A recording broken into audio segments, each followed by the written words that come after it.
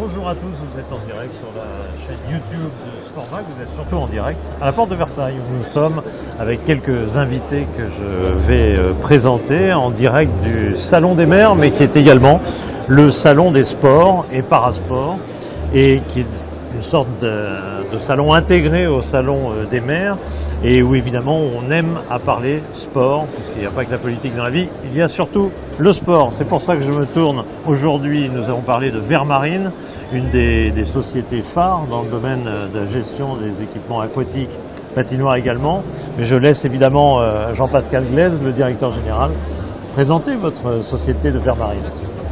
Bonjour, bien écoutez, oui, je m'appelle Jean-Pascal Glaise, je suis le directeur général de la société Vermarine. C'est une société qui a été créée en 92 et qui est spécialisée dans la gestion d'équipements sport-loisirs et plus particulièrement de centres aquatiques par le biais de contrats de délégation de services publics. Donc voilà, une société hyper spécialisée dans ce type de service. Spécialisé et très technique. On va peut-être se tourner vers notre voisin, en l'occurrence Ludovic Vignet, qui est directeur des études à Vermarine. Bonjour tout le monde. Oui, l'un des éléments qui fait la singularité de votre entreprise, de votre approche, c'est de gérer tous les paramètres, dont la gestion technique. Cette partie qui est importante, qui se situe en fait dans notre périmètre de métier, c'est les piscines, on gère les piscines. Et la gestion technique, c'est gérer tout ce qui est un petit peu en dessous de la piscine, tout ce qui est nettoyage de l'eau et puis tout ce qui est traitement de l'air, cet aspect-là qu'on l'on fait nous-mêmes et c'est un élément qui est important pour nous. Voilà, l'expertise technique intégrée, ce sera le thème de la conférence, mais je me tourne vers notre dernier invité, Pierre Schmitt, qui, outre une carrière de hockeyeur international, est également le directeur national de l'exploitation de Vermarine. Tout à fait. Donc moi je travaille avec une équipe de directeurs régionaux et en charge de l'ensemble des exploitations, donc toute la partie commerciale, technique, hygiène, l'entretien. Une des particularités de notre entreprise, c'est d'internaliser toutes ces fonctions.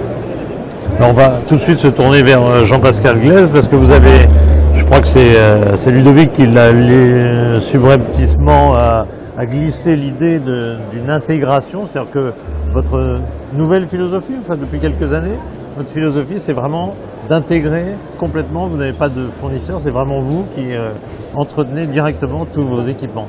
Alors oui, on entretient, on maintient et on gère techniquement l'ensemble de nos équipements. C'est pas une nouvelle philosophie puisqu'en fait c'est pratiquement l'ADN de l'entreprise. Au tout début, quand on a commencé, on avait l'occasion d'utiliser un certain nombre de partenaires techniques, mais on s'est aperçu que s'agissant d'équipements qui sont ouverts 7 jours sur 7 et qui fonctionnent 24 heures sur 24, on s'est rendu compte qu'on avait besoin d'énormément de temps pour notamment s'occuper de toute la maintenance préventive qui est très importante parce que mieux les équipements sont entretenus et plus ils sont faciles à entretenir et moins on a besoin de faire de maintenance curative. Donc c'est vraiment l'ADN de l'entreprise de conserver l'ensemble des compétences et notamment la compétence technique en interne. Et ça nous permet surtout, pour des budgets à peu près équivalents, de s'offrir du temps puisqu'on a effectivement des coûts de revient de ces prestations qui sont nettement inférieurs à ce qu'elles seraient si on les externalisait. Peut-être la réaction de Ludovic immédiatement sur effectivement c'est un véritable gain de temps. Je ne sais pas si vous êtes jeune, donc vous n'avez peut-être pas vécu les premières expériences de Vermarine qui datent de 30 années maintenant, mais effectivement il y a un véritable gain de temps à faire soi-même cet entretien parce qu'il faut intervenir souvent, il faut forcément. Plusieurs aspects. C'est une entreprise qui a une culture. Moi j'ai fait la moitié du chemin, ça fait 15 ans que je suis en entreprise. Et on gagne du temps en fait. Souvent, moi je m'occupe par exemple de travailler avec les collectivités sur toute la partie négociation des contrats de gestion. On fait des études, on fait des offres. On nous pose la question du temps. Et le constat qu'on fait, c'est qu'on est présent 3 fois plus de temps que dans d'autres systèmes externalisés. C'est-à-dire qu'on a des gens qui sont sur site à temps plein. Et cette solution-là nous permet d'être plus performants parce que ces gens avec le temps, ils développe une expertise de l'équipement qui est assez unique en fait. Et ça c'est un élément qui est très important pour nous, d'autant plus important que cette culture d'internalisation on l'a faite sans avoir de dogme. En fait. C'est-à-dire qu'au départ, souvent Jean-Pascal m'en parle, on a même externalisé cela. Et en fait, on a été confronté à des limites que Pierre peut évoquer, parce qu'il les a vécues d'ailleurs, qui nous ont amenés à faire nous-mêmes les choses, pour au final avoir cet élément qui est très important, c'est 3 fois plus de temps sur site pour faire les choses. Voilà. Pierre Schmitt. Oui, ce que je voulais simplement préciser, c'est que bon, l'aspect technique d'une piscine, quand on regarde une piscine, on dit bon, c'est des bassins, c'est quelques douches, un peu de lumière, ça a l'air très simple.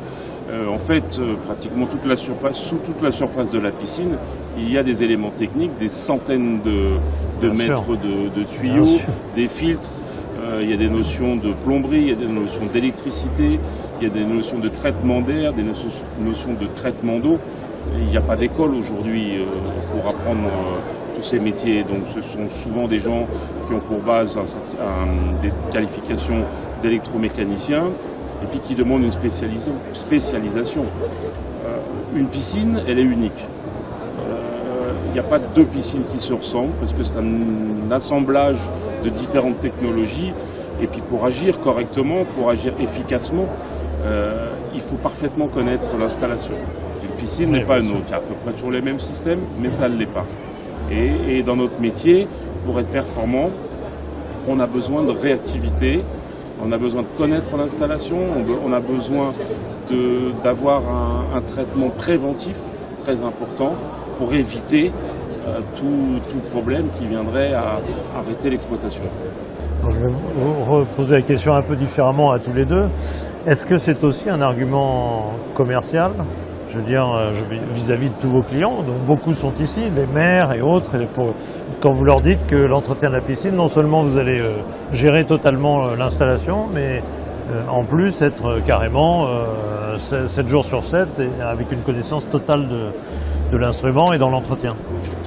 Oui, c'est un argument, et notamment c'est un argument important en ce qui concerne l'astreinte, puisque je le disais tout à l'heure, ce sont des équipements qui sont ouverts 7 jours sur 7, avec des plages d'ouverture horaire journalière très importantes pour que le public puisse en profiter au maximum. Donc ça demande beaucoup de temps de travail. Et un des problèmes auxquels on a été confronté quand au départ on a externalisé cette prestation-là, c'est que bien souvent le week-end, quand il y avait des difficultés ou des problèmes et qu'on devait faire appel à l'astreinte, on avait des gens qui effectivement répondaient à l'astreinte puisque c'était contractuel, mais c'était des gens qui n'étaient pas forcément ceux qu'on avait l'habitude d'avoir comme prestataires et comme intervenants au quotidien. Et donc on s'est rendu compte qu'on avait un problème de réactivité par rapport à ces désordres qui sont susceptibles d'arrêter, d'interrompre l'exploitation s'ils ne sont pas traités très rapidement. Donc en matière d'astreinte, nous on a effectivement une réactivité très importante avec des gens qui connaissent parfaitement l'équipement, qui sont capables d'intervenir très vite et qui sont pas simplement là pour faire, je dirais, acte de présence et constater qu'ils sont venus. Parce que la plupart du temps, on s'apercevait que certes ils venaient, certes ils répondaient à leurs exigences d'astreinte, mais ils avaient une méconnaissance des lieux et de l'équipement qui faisait qu'ils n'avaient pas de capacité réelle d'intervention. Donc ça a été vraiment un des éléments qui nous a décidé à internaliser la prestation, et c'est effectivement un argument de poids quand on échange avec les collectivités publiques dans le cadre des appels d'offres. Oui, quand vous discutez avec les maires Oui. Et autres, vous utilisez à dessein cet argument fort. Oui, et puis c'est important parce que l'exploitation d'une piscine, c'est un tout. C'est l'exploitation, c'est la réception des baigneurs, des clients, les activités, toute l'action de communication, mais c'est également aussi la partie technique. Donc ça, quelque part, ça facilite la relation avec la collectivité, puisque Vermarine est l'unique interlocuteur de la collectivité. C'est pas non, mais alors ça c'est pas moi, c'est le sous-traitant, ça c'est pas ma faute, ça c'est de sa faute. Et c'est aussi un des problèmes qu'on avait rencontrés avec des sous-traitants, c'est la définition des rôles de chacun, c'est qui fait quoi. Parce que la technique de la piscine, c'est tout ce qui se passe en dessous, tout l'aspect préventif, curatif, les filtres, les manœuvres, tout ce qui se passe sous la piscine, la jonction d'acide, de chlore, etc. Mais c'est aussi tout le travail qui se fait au niveau visible de l'équipement, c'est la robinetterie, c'est tout ce qui se voit du client. Et nous, on sait que en tant qu'exploitant global, tout ça c'est important pour un baigneur. Un baigneur, que la maintenance soit bien faite ou mal faite en dessous, il ne le voit pas. Non. Il voit la qualité de l'eau, Oui. et puis il voit si Quand le même. robinet marche, si les toilettes fonctionnent, si les peintures sont propres, etc. Donc pour nous, c'est moi qui ai connu les deux systèmes en exploitation, c'est bien plus simple parce qu'on a la main sur tout et on réagit plus vite et on met l'accent sur ce que l'on veut immédiatement. Question de béotien, Ludovic Vignet. Du coup, une piscine, parce que je ne me rends pas tout à fait compte, est-ce que ça arrive que pour des raisons techniques, on ferme une piscine? Est-ce que ça peut arriver qu'on ferme au public quelques heures une piscine ou autre? Est-ce que du coup, ça vous arrive beaucoup moins maintenant? Ça peut arriver. Il y a différentes raisons à cela. L'une des raisons, c'est une rupture d'une canalisation en sous-sol qui fait que la piscine se vide. Ça peut arriver. Après, il y a d'autres raisons qui peuvent être présentes.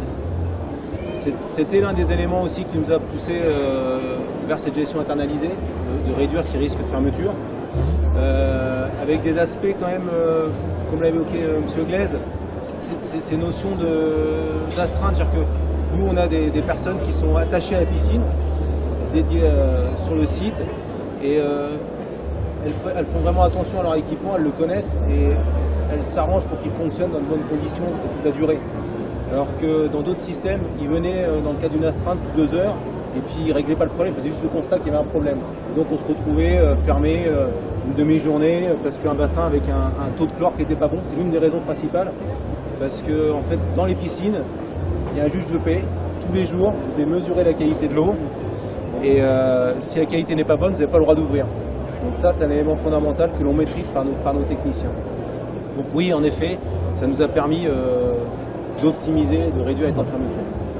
Merci, donc on a compris cette estimation en temps, et le temps c'est un peu de l'argent hein, quand on est dans une société, le gain de temps à travers cette solution internalisée. Il y a une deuxième question qu'à mon avis on vous pose encore plus au niveau de vos clients, c'est-à-dire les collectivités locales notamment, puisqu'on est dans le salon des maires, c'est un peu ce client-là sur lequel on va s'arrêter. Les performances énergétiques, est-ce que le fait d'internaliser le process a un impact sur les performances énergétiques, consommation d'eau et autres critères que j'imagine très très importants, de plus en plus? Fondamental. Ouais. Aujourd'hui, c'est des équipements qui consomment, mais qui ont beaucoup d'utilité sociale. On apprend à nager. On consomme et on apprend à nager. Aujourd'hui, deux choses l'une. La première, c'est qu'en internalisant, on a des gens qui sont dans la société depuis 30 ans, qui ont développé une expertise. On a aujourd'hui des tableaux où on remonte en continu les consommations d'énergie. C'est ce qu'on appelle les dashboards. Et aujourd'hui, on a des dashboards qui sont très spécialisés et très pointus. Donc ça donne de la capacité à voir toute dérive. Et pour agir, après, c'est ça l'élément essentiel. C'est voir la dérive, c'est une chose. Beaucoup de gens savent le faire.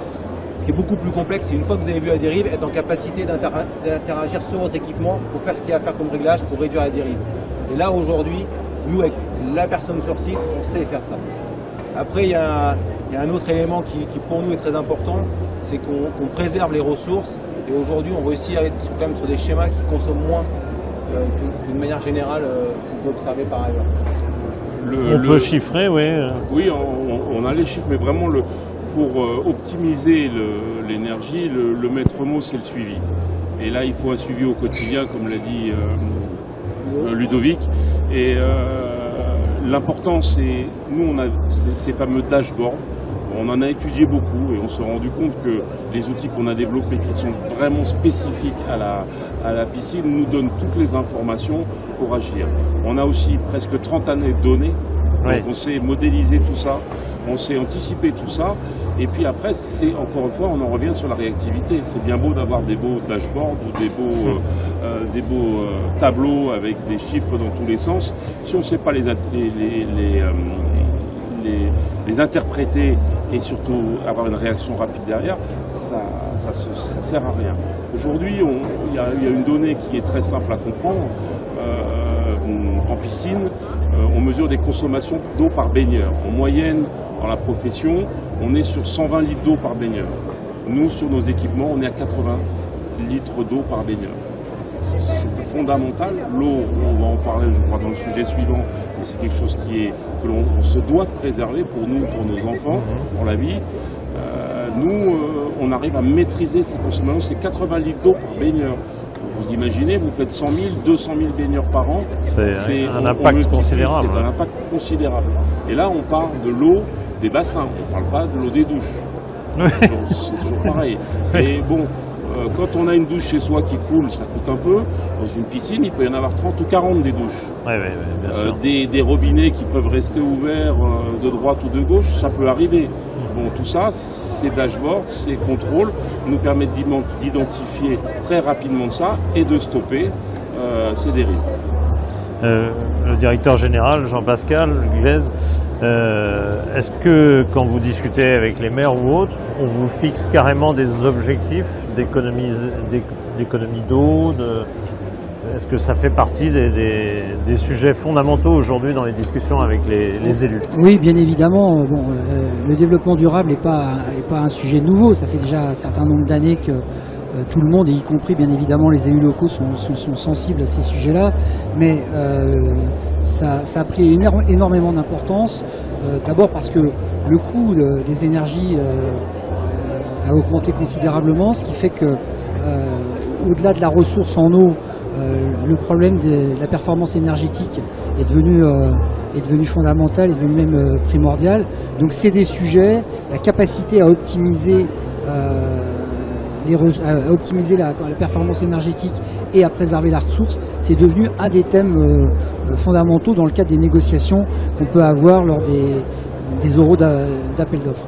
Et notamment, comme l'a dit Pierre, on est souvent interrogé sur cette question-là, mais notre capacité à préserver la ressource en eau, ça devient au fil du temps, et depuis quelques années, quelques mois, ça devient une valeur ajoutée très importante dans nos offres. Pour traduire, est-ce que dans le temps, on discutait un peu chiffres en disant bon, combien va me coûter la piscine à l'achat, et puis voilà.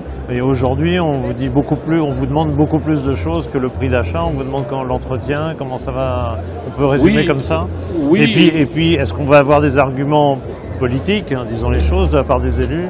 On veut montrer que notre piscine consomme moins, etc. Et à vous de bosser là-dessus, quoi, en gros. Tout à fait. Les équipements sont conçus aussi pour consommer moins.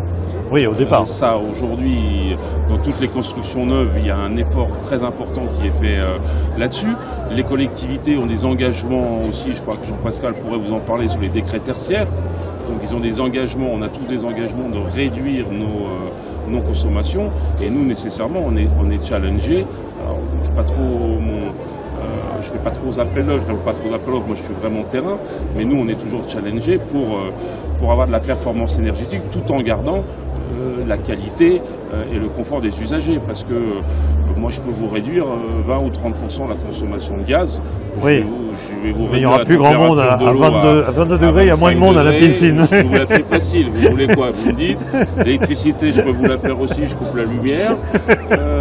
Mais bon, je rigole, mais c'est aussi parfois un petit peu le problème qu'on avait. Alors je pousse le bouchon peut-être un peu loin avec les sous-traitants, c'est que nous on a la problématique du client. Quand il y a un problème, on a le client en face. Exact. Et je vous garantis, quand vous avez les clients, ils sont exigeants et c'est normal.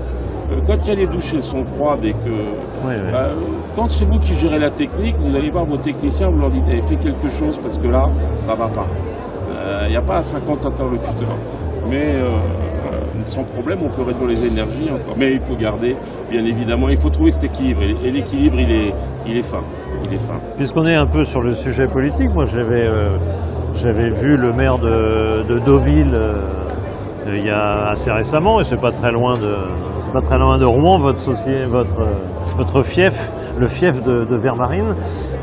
Deauville à un moment avait fermé la piscine quand il y avait la crise énergétique avec l'Ukraine et autres, la guerre en Ukraine, etc. Est-ce que vous avez été confronté à ce type de demande de fermeture de la part des édiles locaux? Alors, on n'a pas été confronté à ces demandes-là, mais on a initié nous-mêmes un certain nombre de fermetures, une trentaine pendant environ 15 jours. C'était à l'époque, les gens s'en souviennent peut-être pas, mais où le mégawattheure était monté à un peu plus de 1000 €. ce qui fait qu'on se retrouve dans une situation où si elle avait perduré, le coût de l'électricité, puisque c'est l'électricité dont on parlait, représentait à peu près en projection 100% du chiffre d'affaires. Donc on a nous-mêmes été amenés à fermer un certain nombre d'établissements, pas très longtemps, on nous l'a reproché, mais c'était de toute façon absolument vital et indispensable pour l'entreprise à ce moment-là. Et puis avec le recul et avec le temps, je pense qu'on a rendu service à beaucoup de gens parce que ça a permis de mettre un focus sur un problème qui devenait absolument ingérable pour l'ensemble des gestionnaires de piscines, qu'ils soient d'ailleurs privés ou publics. Et ça a permis notamment de se faire entendre sur cette problématique auprès du gouvernement. Un certain nombre de piscines publiques gérées en régie directe ont fermé également. Certaines d'entre elles n'ont pas réouvert. Donc si vous voulez, on s'est retrouvé dans une situation où on a en même temps un service public qui est fondamental, qui est celui de l'apprentissage de la natation, et par ailleurs des piscines qui sont plus en capacité de rester ouvertes à cause des coûts énergétiques. Les choses, Dieu merci, se sont pas mal arrangées. L'énergie est revenue à des niveaux de prix qui sont nettement plus acceptables. Mais oui, ça a été chez nous, ça a été un sujet, mais chez nous et partout ailleurs en France. J'espère que cette période-là est derrière nous et qu'on ne retrouvera pas des niveaux de prix d'énergie qu'on a connus, parce que de toute façon, dans ces conditions-là, le maintien du service public dont j'ai parlé, pour beaucoup de collectivités, sera impossible, comment dirais-je, à assurer, tout simplement. Alors revenons à l'eau, parce que c'est quand même l'électricité, c'est pour la chauffer bien évidemment, mais l'eau est déjà un sujet assez fondamental. Il y a des objectifs précis de préservation de l'eau. Oui, il y a des objectifs précis, il y a des suivis aussi en volume, en volume d'eau par baigneur qui sont remontés quotidiennement, justement pour éviter toute dérive. Parce que dans une piscine, il y a de l'eau partout. Il y a des douches, il y a des toilettes, il y a de l'eau de bassin, et puis il y a des kilomètres, peut-être pas des kilomètres, mais au moins des centaines de mètres de tuyaux qui sont ou visibles ou invisibles. Donc la base, comme on vous l'a déjà expliqué, c'est de maîtriser le suivi, d'analyser les consommations, et puis après de faire la chasse au gaspillage.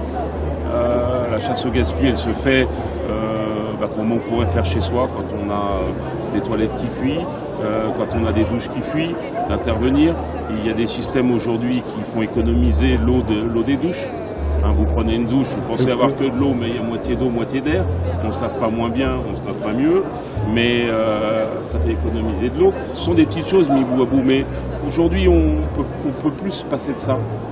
C'est quelque chose de très important pour la préservation de notre planète.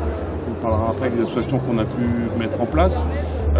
Et puis après, il y a surtout la gestion, je dirais, plus technique, où il y a un certain nombre d'automatismes qui peuvent être mis en place, qui peuvent faciliter le travail ou réguler le travail de techniciens. C'est par exemple alors je ne vais pas rentrer trop en détail, mais des lavages de filtres qui consomment énormément d'eau, qui peuvent être programmés tous les mardis à 18 h.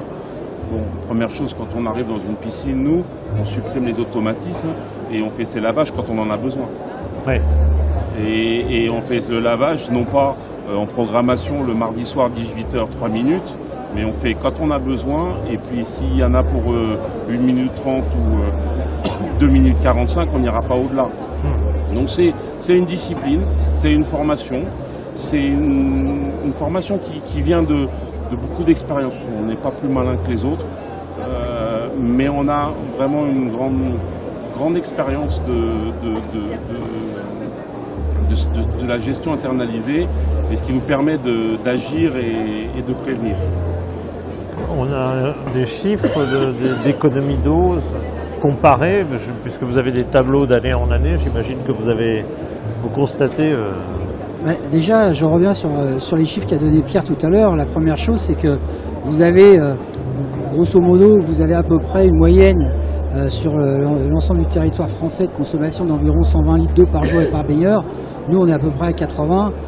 c'est-à-dire que on est un tiers en dessous, donc ça c'est déjà un chiffre. C'est déjà énorme. Ouais. Ça c'est un chiffre qui est énorme. À partir du moment où on arrive dans ces niveaux de performance là, effectivement, ça devient difficile de faire gagner beaucoup mieux, encore plus. De gagner encore plus. On s'y attache, on y fait attention chaque jour. Et puis ensuite, on a une réglementation à respecter puisque le renouvellement de l'eau dans une piscine est réglementé. Vous pouvez pas faire n'importe quoi.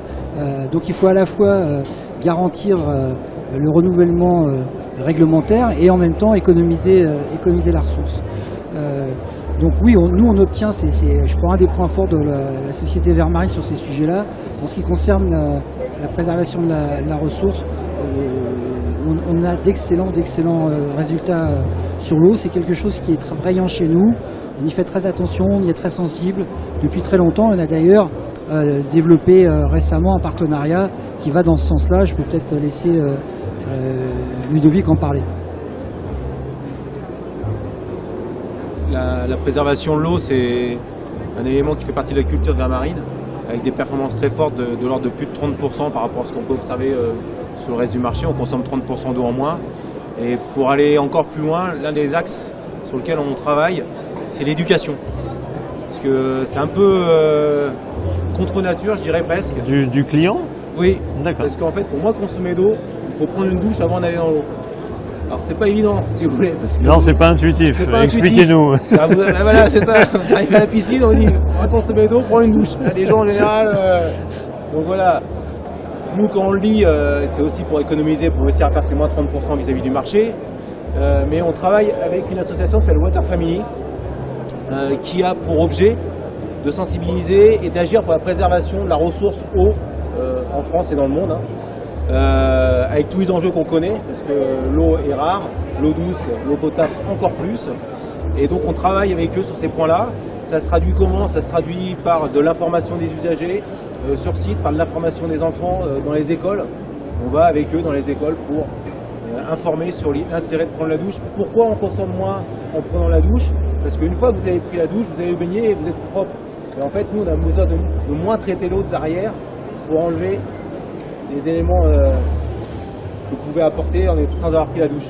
Voilà. Tout en servant l'éducation. Ouais. Et après, il y a une chose importante, c'est on l'a tous vécu, et c'est pour ça qu'on travaille avec cette association-là, c'est qu'on travaille beaucoup sur les enfants. Parce que quand on dit à un adulte, prends une douche avant d'aller dans la piscine, c'est compliqué de lui faire avoir son comportement. Mais quand c'est son enfant qui lui dit papa, on m'a dit que prendre la douche c'est mieux pour économiser de l'eau, en général. Ça marche. Voilà, donc c'est ce qu'on fait avec cette association. On est très contents et très fiers de faire ça. Ça a plutôt un impact très positif, notamment quand on va dans les écoles. Et il y a des ratios très étonnants d'ailleurs, c'est qu'un enfant sensibilisé, c'est 5-6 adultes qui agissent différemment. Voilà, pour la raison que j'ai expliquée. Water Family, donc c'est une association nationale qui à l'origine est basée dans le sud-est de la France, qui a une histoire qui s'est construite autour de la préservation de l'eau dans les fleuves du sud, en ayant des actions sur tout ce qui était aussi ramassage des déchets au bord des rivières, ce genre de choses, et puis qui au fil du temps allait de plus en plus dans les écoles pour informer sur les bons comportements à tenir pour consommer moins d'eau, à la fois dans sa vie de tous les jours. Il y a un sujet, hein, c'est combien de temps je reste sous ma douche. Ils agissent sur ces points-là, mais après il y a d'autres éléments, c'est comment je consomme. Aujourd'hui il y a des filières au niveau tout ce qui est habillement qui consomment plus ou moins d'eau en fonction de quel produit on achète, on les fait venir. Voilà. D'accord. C'est leur leitmotiv. Alors notre leitmotiv maintenant, ça va être de conclure, et surtout de conclure en vous demandant tout simplement ce qu'on va trouver au stand G81, qui est en l'occurrence le stand Vermarine dans ce salon des mers, salon des sports et parasports. Qu'est-ce qu'on trouve sur votre stand? On va trouver des exploitants, tous les directeurs de région qui sont là pour recevoir nos clients, hein, les collectivités avec qui on travaille, pour renseigner aussi les gens qui sont curieux en passant devant notre stand. Il y a les services commerciaux aussi, le marketing qui est présent et qui peut répondre. Et puis il y a nos patrons Monsieur Glaise qui est là et Monsieur Chex, le président de la société, et les gens du développement. C'est aussi une occasion pour nous de se retrouver et de fédérer. Comme on l'a un peu évoqué, il y a beaucoup de sportifs chez Vermarine. Oui, j'ai cru comprendre ça. L'équipe, c'est important et c'est toujours un plaisir de retrouver l'équipe et de partager un bon moment et puis d'échanger avec nos clients. Et parler un peu hockey sur glace de temps en temps, parce que vous avez tous, aussi. Sauf Ludovic apparemment, il n'a pas été jusqu'au hockey sur glace, mais Thierry Chex, vous-même, vous parlez un peu hockey sur glace, j'imagine. Est-ce qu'on fait, je vais poser la question est un peu méchante, enfin pas méchant, est-ce qu'on fait des affaires au Salon des Maires? Est-ce qu'on signe des contrats? Est-ce qu'on... Non, on ne fait pas d'affaires, on signe pas de contrat. On fait du relationnel. On ne fait pas d'affaires, on ne signe pas de contrat pour une raison très simple, c'est que la totalité de notre activité est soumise aux règles de la commande publique. Donc ça passe exclusivement par des appels d'offres, il n'y a absolument aucun contrat négocié. On peut être amené à échanger avec des gens qui ont des projets, tout à fait, pour notamment leur expliquer en quoi consiste la concession de services publics, puisque c'est notre métier, c'est notre credo. Et puis surtout, on a l'occasion de voir nos clients, puisqu'on a une activité qui est répartie sur l'ensemble du territoire national. Et donc c'est une occasion un peu privilégiée, puisque ces gens-là, je parle des maires ou des responsables des communautés de communes ou des intercommunalités, ces gens-là sont souvent présents. Donc c'est une occasion pour nous aussi de les rencontrer et d'échanger avec eux pendant le temps du salon. Merci à vous, il me reste à vous remercier. Remercier Vermarine d'avoir participé à cette émission. Jean-Pascal Glaise, Ludovic Vignet et Pierre Schmitt, merci à vous. Merci. Cette émission, vous pouvez bien évidemment la retrouver sur la chaîne YouTube de SportMag. Et bien sûr, citons aussi le CNOSF qui est notre associé sur ce salon des maires, salon des sports et parasports. Merci et rendez-vous à la prochaine émission.